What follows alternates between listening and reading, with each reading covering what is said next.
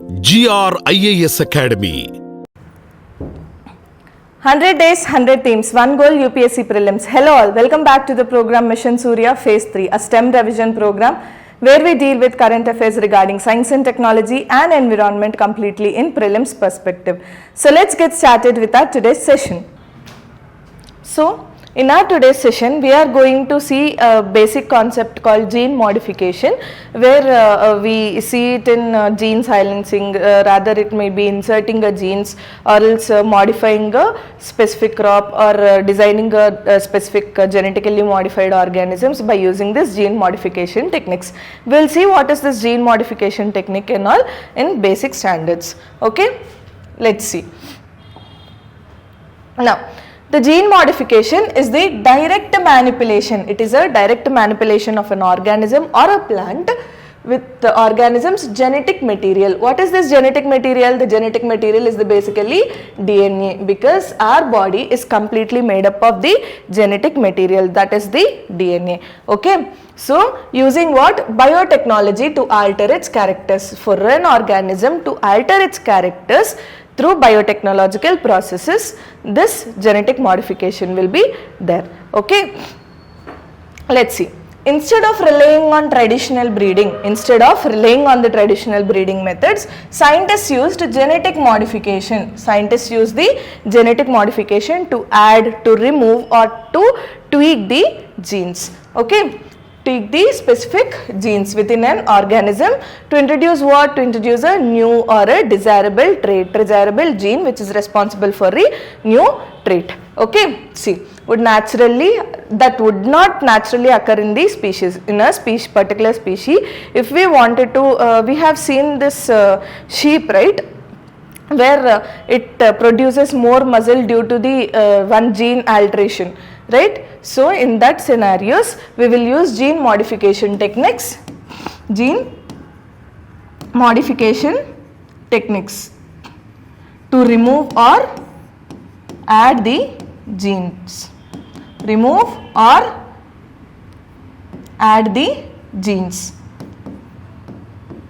to a specific organism. Okay, next.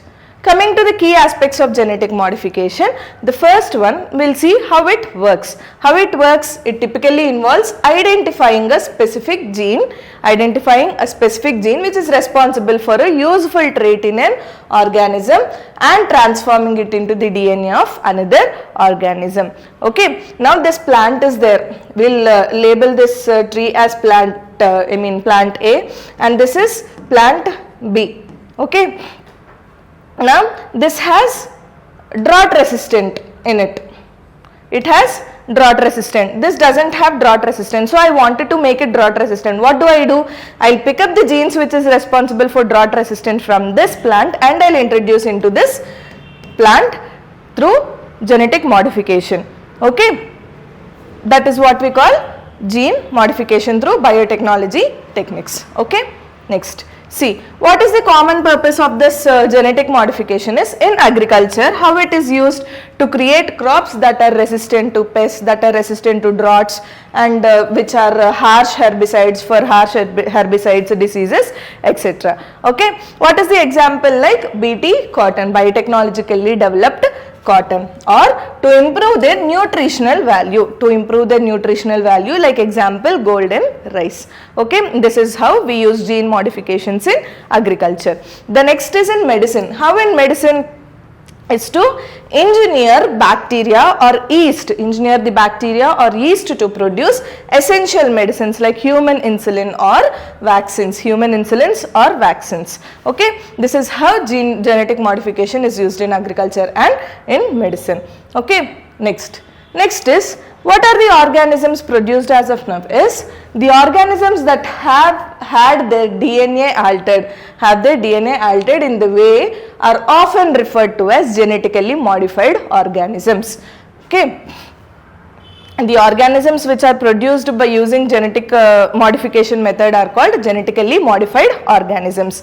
Okay. So, genetically modified organisms, what are there? They are genetically modified crops, genetically modified crops. In those crops, we will see what are the genetically modified crops. Okay, genetically modified crops are plants whose DNA has been altered through genetic engineering. By a process called genetic engineering, the DNA is altered of a plant to introduce desirable traits which are responsible for drought resistant, which are responsible to grow taller, which is responsible for disease tolerant and herbicide tolerance. Okay, next.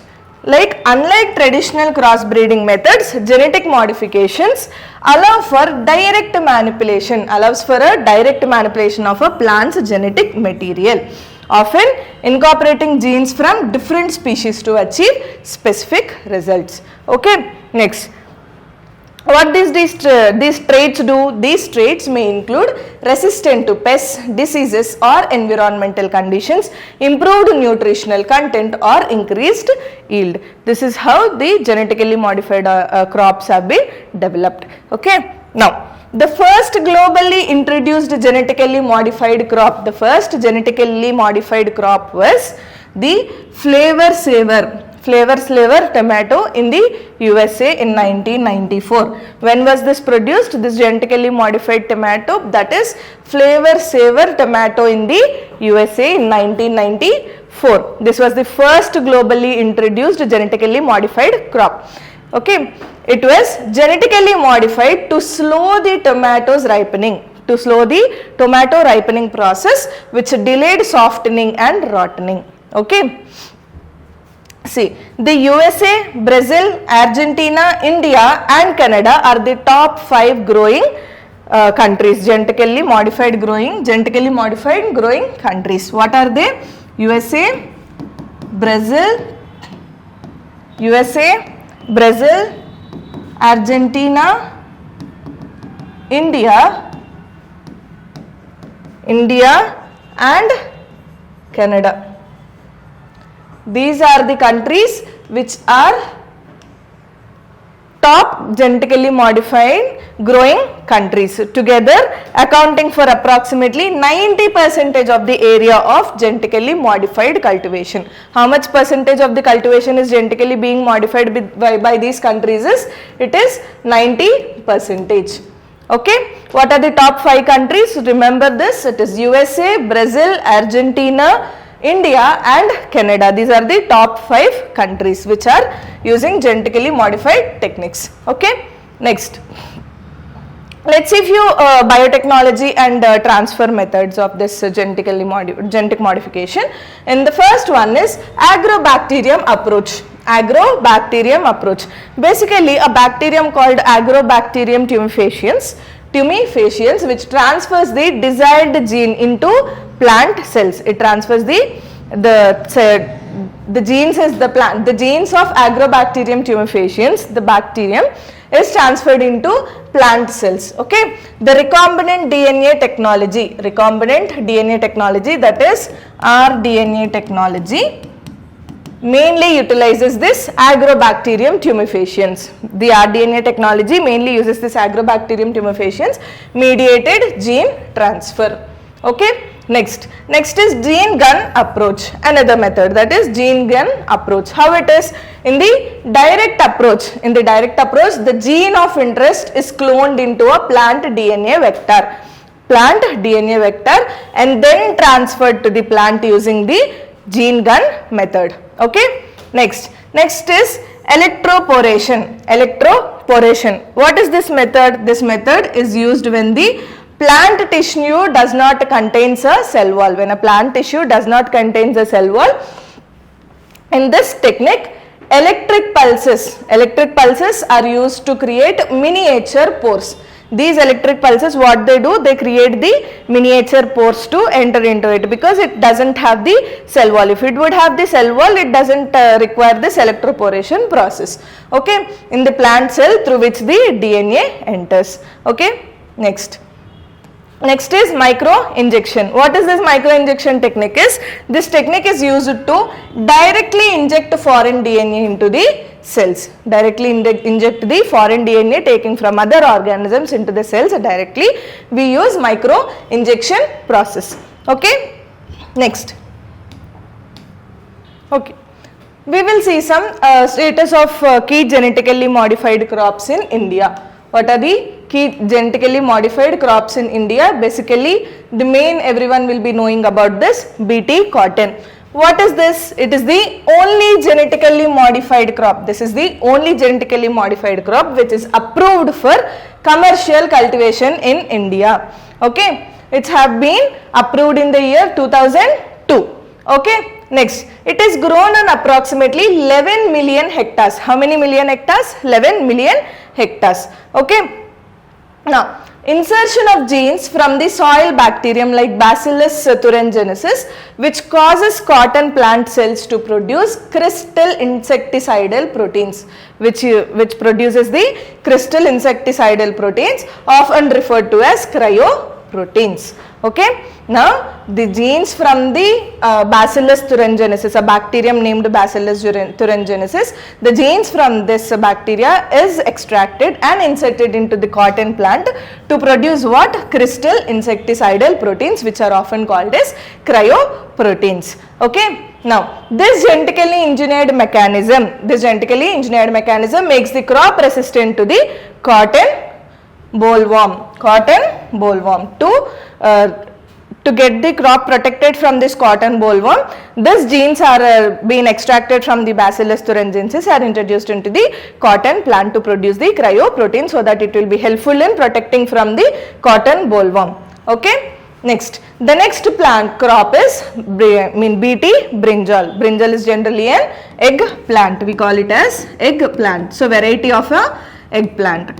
See, BT brinjal contains Cry1AC gene. Cry1AC gene, which is isolated from a soil bacterium called Bacillus thuringiensis. From the same bacillus which we have used in the BT cotton is also used in the BT brinjal, that is Bacillus thuringiensis. Okay, what type of gene is removed from the bacterium? It is Cry is the gene 1AC. Okay, this gene has been removed from the Bacillus thuringiensis, as introduced. What is this gene responsible for? This gene is coded for a toxic protein making it resistant to insects. Okay. Now, it was approved by whom? It was approved by the Genetic Engineering Appraisal Committee. Approved by Genetic Engineering Appraisal Committee in the year 2009, but later faced a moratorium. Okay. Next, this is about BT brinjal. Next is genetically modified mustard. Genetically modified mustard, that is called DMH11. Okay. Now, Dhara mustard hybrid 11 is a genetically modified hybrid variety of mustard species like Brassica juncea. Okay. Next, it was developed by whom? By a professor named Deepak Pental from the University of Delhi. Okay. This cross was done by introducing the Barnes and Barster, these two genes from the soil bacterium Bacillus amyloliquefaciens. Bacillus amyloliquefaciens is the bacteria which is used in the genetically modified mustard. However, in BT cotton and BT brinjal, it is the bacteria which is used is Bacillus thuringiensis. But in genetically modified mustard, the soil bacterium which is used is Bacillus amyloliquefaciens. Okay. From this bacillus, two types of genes have been extracted. What are those two genes? That are Barnes and Barster. Which is into two mustard varieties called Varna and Hira. Into two mustard varieties which is called Varna and Hira. Okay. Now let us see Barnes gene. What is this? It is used to create male sterile plants. It is to create the male sterile plants by destroying the tapetum cell layer. What is this tapetum? Tapetums are a layer of cells. It is a layer of cells in the anther of flowering plants. Anther of the flowering plants that provide nutrients to the developing pollen grains. Okay. Next, see, this Barrenness in the Varna variety of the mustard induces a temporary sterility. Because of which it cannot naturally self-pollinate. Because in this Varna variety, this Barrenness gene is used, which is a sterile gene. Okay. Next is the Barster gene. What is this Barster gene? Barster gene is, it is completely negates the effect of Barrenness protein. It completely negates the Barrenness protein. So, Barster introduced into the Hera variety. It is not entered into the Varna variety. It is in Varna variety. It is entered into the Hera variety, which blocks the effect of Barrenness. Allowing seeds to be produced. As a consequence, the hybrid seed between the two lines is fully fertile. Okay. Next. And one more gene called Bar gene. What is this? This Bar gene confers resistance to the herbicide Basta. And is needed for selecting the transformed lines. Okay. It was originally isolated from the bacterium called Streptomyces hygroscopicus. hygroscopicus. Okay. Next, this is about the few genes of genetically modified mustard. Okay. It is, remember this name, the name is Dara mustard hybrid 11. Okay. Next. Let's see the regulatory framework in India, how this genetically modified crops or organisms are being monitored, and we'll see who is regulating and what. In India, Ministry of Environment, Forest and Climate Change oversees all the activities, operations and products associated with the genetically modified organisms. Okay. Now, how are they regulated? These are regulated under the act called Environment Protection Act 1986. Okay. Next, coming to the Genetic Engineering Appraisal Committee. The Genetic Engineering Appraisal Committee. What is this committee? In the sense, this committee is a statutory body. It is a statutory body which is established under the Environment Act 1986. What it does do? It approves the large scale use and release of genetically modified organisms. Okay. It has the authority to review, monitor and approve all the genetically modified organisms which are related activities. Okay. And including import, export, transportation, manufacture, use and sale. The main thing is this this Genetic Engineering Appraisal Committee holds a huge burden of this genetically modified organisms. Okay. It is involved in everything, including imports and exports of this genetically modified organisms, or the transportation, manufacture, the sale, etc. Whatever it is regarding the genetically modified organisms, this GEAC committee will look over it. Okay. Next, coming to the Recombinant DNA Advisory Committee. This is a body which recommends policies and safety regulations. The next one is, additionally, this genetically modified foods must compile with the regulations set by the Food Safety and Standards Authority of India. Basically, whatever might be, it is genetically modified or whatever it should be, it has to meet the standards of Food Safety and Standards Authority of India. Okay. Next, coming few applications of this genetic modifications in various fields. The first one is pest and disease resistance, and how genetically modified crops can be engineered to resist the pest and diseases, which reducing the need for chemical pesticides. And the BT genes are toxic to many pests. Thus eliminating the need for externally applied chemicals. Okay. Next is the herbicide tolerance. How some genetically modified crops are designed to withstand certain herbicides. Making weed control making the weed control more effectively, so that this reduce soil erosion. Okay, next. Soil erosion, because the weed removal processes such as ploughing and tilling is not required. Okay, to remove the weed we have to do few traditional techniques, right, like ploughing and tilling and all. So because of using this herbicide tolerance crops, I mean by using this crops, herbicide tolerance crop, weed is reduced, so that we don't need to do the traditional techniques of ploughing and tilling of the crop. Okay, next is weather-proof farming. Weather-proof farming, where the genetically modified crops can be designed to withstand extreme weather conditions. Okay, which is a critical advantage in the face of climate change. This is the basic advantage, because due to rainfalls also crops are being destroyed, due to drought conditions the crops are being destroyed.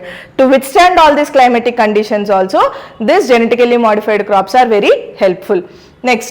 Next is biofortification. What is this biofortification is of? This genetic modification has proved that the best method for biofortification. Okay, what is this biofortification is? It is a process of enhancing micronutrient content, enhancing the micronutrient content in the crop. Okay, for example, what is it? Beta carotene enriched golden rice. Beta carotene enriched golden rice. Okay, was the first application of genetically modified biofortification in 2000, in the year 2000.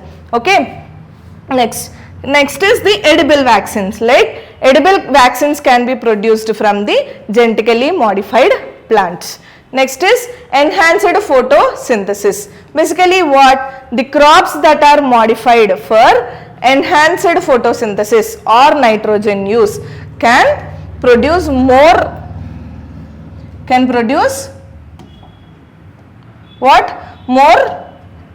more with less input. For example, research on C4 rice aims to significantly increase the rice yields. Okay, the main crop is the golden rich rice, which is enriched with the beta carotene and protein. Okay, next. These are few applications, and coming to the ecological and socio-economic conditions of this genetically modified crops, we will see first one is super weeds. Super weeds. What are these? There is a concern about potential gene in wild relatives, like which could create super weeds that are resistant to herbicides. Okay. Weeds have already developed a resistance to herbicides, such as the increased use of the pesticide glycophosphate. Okay, pesticide glycophosphate. Okay, next is pest resistant evolution. This has led to higher pesticide dependence instead of reduction, as seen with the pink bollworm and whitefly in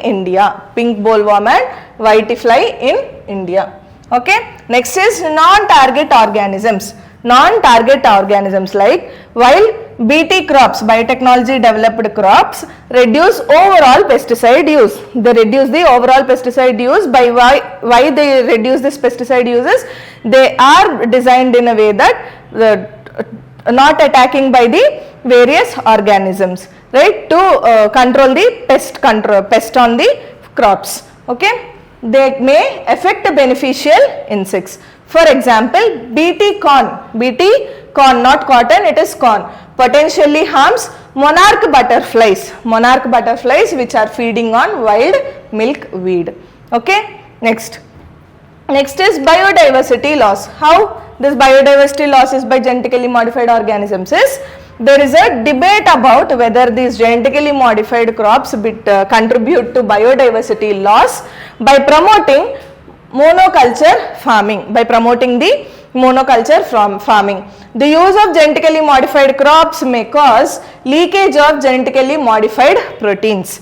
okay, into the soil, that will affect useful bacteria, that affects the useful bacteria, microbes and beneficial interactions in the soil might get contaminated. This is a normal debate which is always it would be happening. Okay, next is the market monopoly. See, these genetically modified seeds are often patented.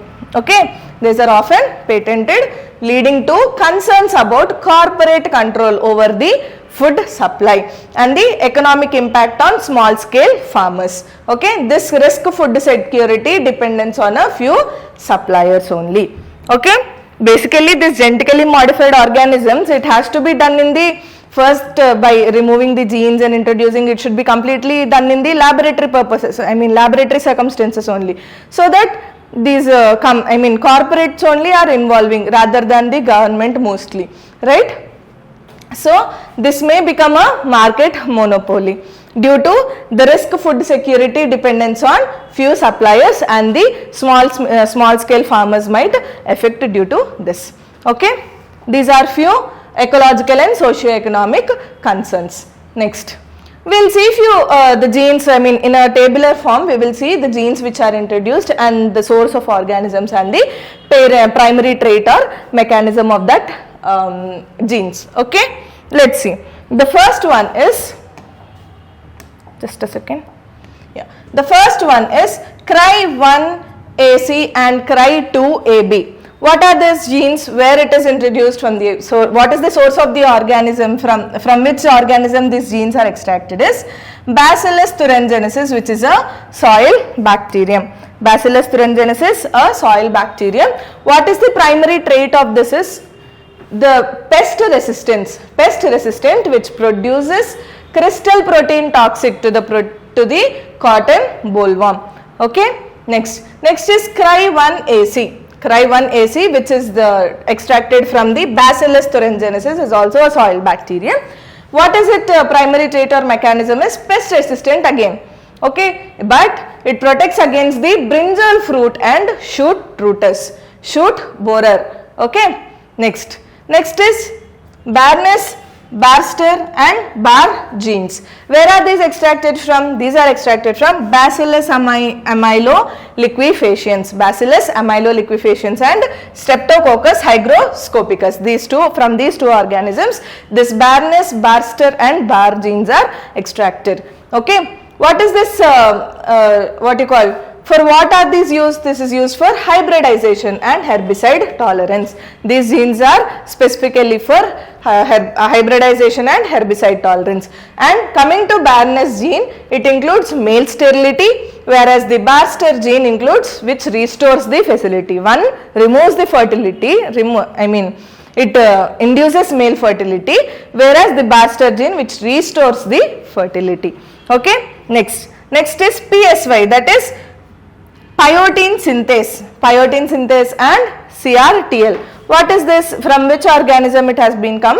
It has come from daffodil or maize or Erwina urdivora bacterium. Okay, what is this is for? This is for biofortification. What is the main primary trait of it or mechanism of it? It is biofortification. What biofortification is? Engineered to biosynthesis beta carotene, a precursor of vitamin A in the edible parts of the plant. Okay, next, antisense RNA technology. Antisense RNA technology. What is it? It is suppresses the plant own gene. It suppresses the plant own gene which is not extracted from any organism. Okay, what it does, it delays the ripening. Like we have seen the example of where the USA has produced a gene called this, which is responsible to delay the ripening of tomatoes, right? This is the same thing, to suppress the enzyme which is responsible for softening the fruit, increasing the shelf life. Okay, where the USA is used in for tomatoes. Next, we will see few regulatory bodies and nodal ministries and what are the key mandates of those we will look into. Okay, the first one is, we have seen those committees, right? This gene Genetic Engineering Appraisal Committee, we have seen a Review Committee on Genetic Manipulation, we have seen Recombinant DNA Advisory Committee. We'll see it in a tabular manner so that it will be helpful for your examination to a quick revision. Okay. The first regulatory body is Genetic Engineering Appraisal Committee, GEAC. Okay. What is the nodal ministry of it is Ministry of Environment, Forest and Climate Change. What is the key mandate of that? It is an apex body, a statutory body under the Environment Protection Act 1986, which grants final approval for large scale field trials, environmental release and commercialization of genetically modified organisms. Okay. The next committee is Review Committee on Genetic Manipulation. What is the nodal agency of it? Ministry of Science and Technology, Department of Biotechnology. What is the mandate of it? It is for research and trials. What is it? It monitors safely of ongoing research projects and approves small scale experimental field trials. Okay. Next, coming to Recombinant DNA Advisory Committee. Recombinant DNA Advisory Committee, and what is the nodal agency of it? Nodal agency is Ministry of Science and Technology. What is the main mandate of it? It is the advisory role. It is an advisory role where it recommends the safety, regulations and long-term biotechnological policies. Okay.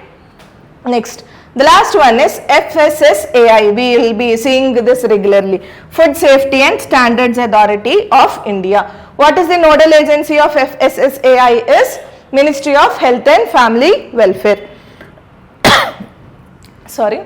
Ministry of Health and Family Welfare. What is the mandate of this FSSAI? It is the food safety. This is regarding food safety, which regulates the manufacture, storage, distribution, transport, sale and import of genetically modified organisms for human consumption.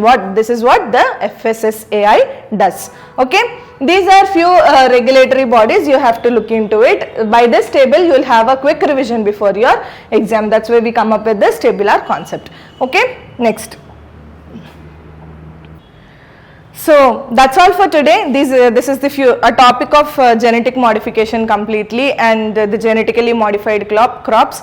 We have seen few genetically modified crops in India like BT cotton, BT brinjal and genetically modified mustard and all, and the regulatory committees we have seen, which comes under which ministry we have seen. So I hope everyone liked this video. If you want a detailed note of it, do visit our website and download it from there. The link is provided in the description below. Do like, share and subscribe our YouTube channel, and do follow our Instagram and Telegram ID for your UPSC preparations. And I'll see you all tomorrow with another content of science and technology and environment related current affairs.